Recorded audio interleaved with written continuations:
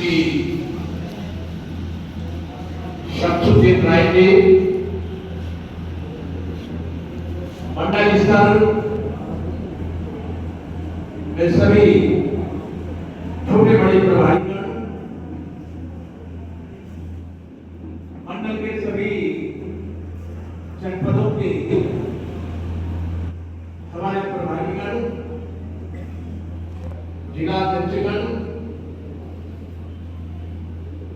और विभिन्न इकाइयों के सम्मानित पदाधिकारी बंधु तथा पार्टी के समर्थक व समर्थक साथियों, सम्मानित माता बहनों, ये मीटिंग 11 बजे बुलाई गई थी और 11 बजे से लगातार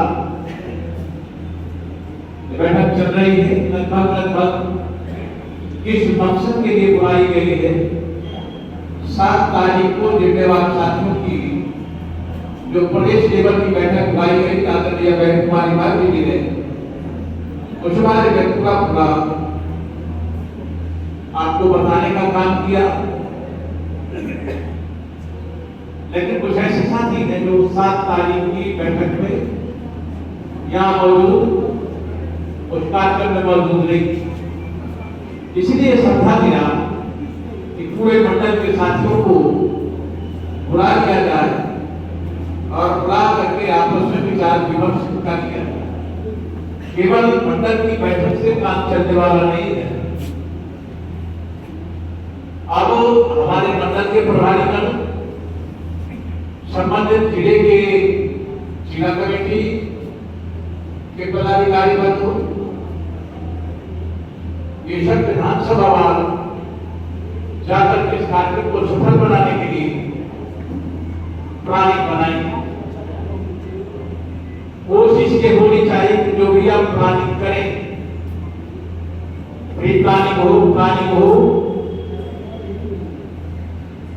जब तक आपके इस महत्वपूर्ण कार्यक्रम को संपन्न नहीं हो जाता और सब आप अपने घरों में नहीं पहुंच जाते, तब तक की आपको प्लानिंग बनाना बेहतर होगा। दुश्मन इतने सावधान है कि आपके रास्ते में तमाम अड़चने पैदा करेंगे, आपके कार्यक्रम को फेल करने के लिए, आपको फेल करने के लिए, आपकी मेहनत को फेल करने के लिए तमाम करेंगे, पूरा बात करेंगे। उन अड़चनों में उलझना नहीं है, बल्कि सुलझना है और इस कार्यक्रम में पूरी ऊर्जा के साथ, पूरी ताकत के साथ इस कार्यक्रम को सफल बनाना। ये कार्यक्रम आज तक के जितने भी कार्यक्रम होंगे माननीय कांशीराम जी के परिनिर्वाण दिवस, उनके जन्म दिवस, बाबा साहब अम्बेडकर के परिनिर्वाण दिवस, उनके जन्मदिन पर और आदरणीय बहन कुमारी माधवी जी के जन्मदिन पर आज तक लखनऊ के जितने भी कार्यक्रम किए गए हैं, उन सारे रिकॉर्ड को तोड़ करके ऐतिहासिक सलाम फलावत खड़ा करना। आज तक जो आप लोगों ने जो भी कार्यक्रम किए हैं, विभिन्न अवसरों पर रैलियां की है, महारैलियां की है, उन सारे कार्यक्रमों से कहीं बढ़ करके आप लोगों को इस कार्यक्रम में ऐतिहासिक स्वरूप देना है। इस महारैली में उससे पहले मैं चाहूंगा कि हमारे बीच में ये श्री मिथिलेश मौर्य है, नहीं श्री मिथिलेश मौर्य वहां थे, किस पार्टी में थे?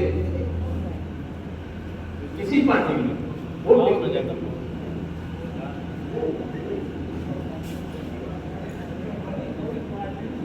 अरे इससे पहले वोटर नहीं, मतलब आपको हम पकड़ नहीं सकते कि किस पार्टी में। और ये भी अंदाजा नहीं लगा पा रहे कि आप पार्टी में क्यों शामिल हो रहे। लगभग अंदाजा है, अच्छी बात है। व्यवहार है आपका, लोगों में व्यवहार है। अरे पापा की बात है, अमीर की बात है, पापा के लिए बच्चे की बात है। कितने लोग हैं आपकी टीम में, कितने लोगों को जोड़ सकते हैं?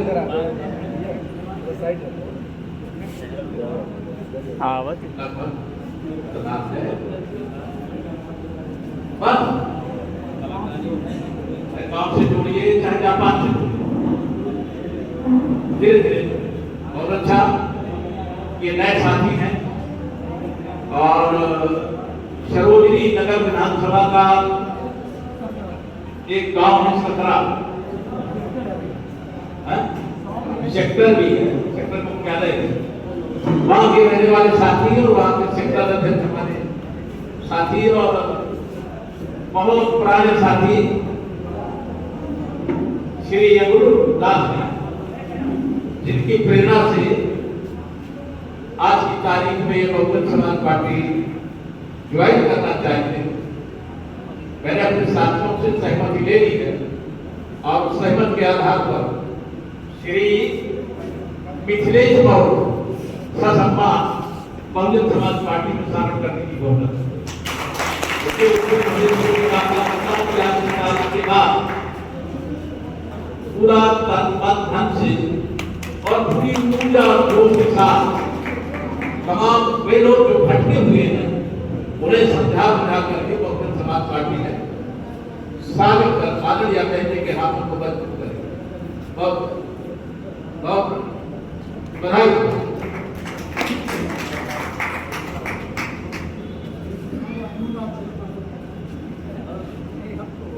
आज श्री हमारे मेहमान श्री गंजाम सरवार जी ने बताई, उसको दोबारा नहीं, जो हमारा ये लक्ष्य है प्रत्येक विधानसभा के इस कार्यक्रम को ऐतिहासिक कैसे बनाना है और इसके लिए प्लान बनाना होगा, प्लान पर अमल करना होगा। जो जिम्मेवार पदाधिकारी उनको जिम्मेवारी बांटनी होगी और उस काम में आज से ही जुट जाना होगा। प्रत्येक विधानसभा की से गैदरिंग 10,000, ये जो लखनऊ शहर से बाहर का इलाका है, ये टारगेट रखिए 10,000 इन्हें साधनों से आ। और जो लखनऊ के रहने वाले लोग हैं इन्हें ध्यान देना चाहिए कि इनका टारगेट 15,000 प्रत्येक दिन। आगे तो तमाम जनते बना करके बगैर साधनों के जुनून के साथ और जुलूस के साथ ये पैदल चलते आ सकते हैं। दूसरा ये बताएंगे आपको कि ये कार्यक्रम 9 अक्टूबर को है, लेकिन 9 अक्टूबर को हम समय से पहुंच जाएं, आदरणीय बहन के वहां पहुंचने के पहले आधा घंटे पहले हम लोग पहुंच जाएं। ऐसा नहीं कि आदरणीय बहन आए, श्रद्धांजलि अर्पित करें, अपना संबोधन दें और उसके बाद हमारे तो फिर कोई मतलब रहे। आदरणीय बहन का दिशा निर्देश और मौजूदा राजनीतिक सामाजिक परिस्थितियों पर तथा तमाम ऐतिहासिक तथ्यों पर जो बात करेंगे उनका स्मरण हमारे लिए बेहद जरूरी है। इसलिए जो दूर के साथी हैं वो 8 तारीख को ही वाहन रवाना करेगा।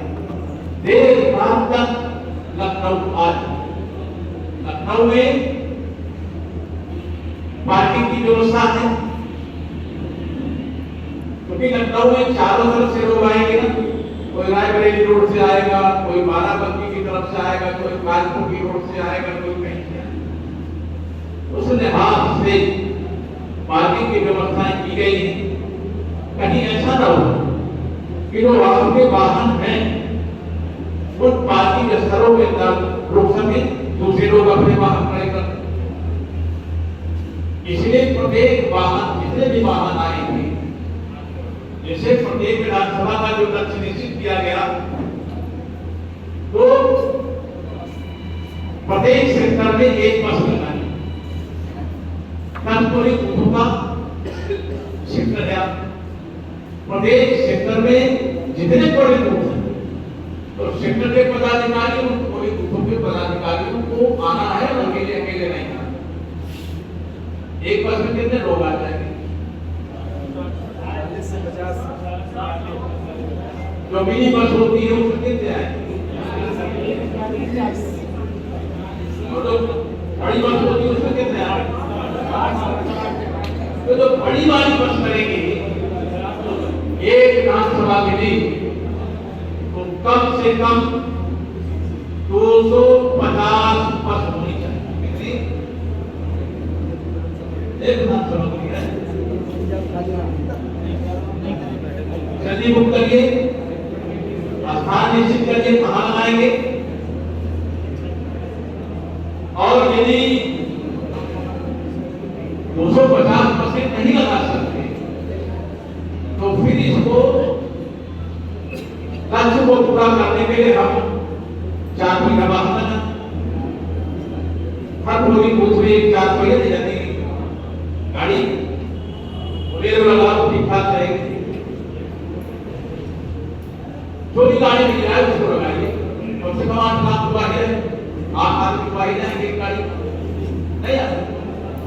यदि टोटल आप 4 पहिया वाहन ही लगा रहे हैं, तो 1250 रुपया का लक्ष्य है। 4 पहिया गाड़ियां 1250। कुछ बसें लगा देंगे तो 250 संख्या कम हो जाएगी, और कुछ गाड़ियां लगा देंगे 4 पहिया वाहन। डीसीएम में 2 तरह के होते हैं, एक तो छोटा हाथी,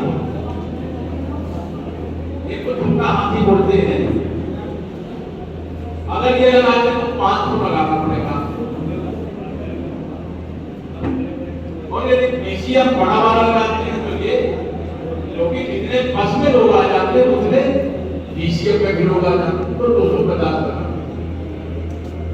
कोई भी वाहन जो आपके कार्यक्रम के लिए आया है, रवाना स्थल से लेकर के कार्यक्रम स्थल तक, वो चिन्हित होना चाहिए। ये वीएसपी की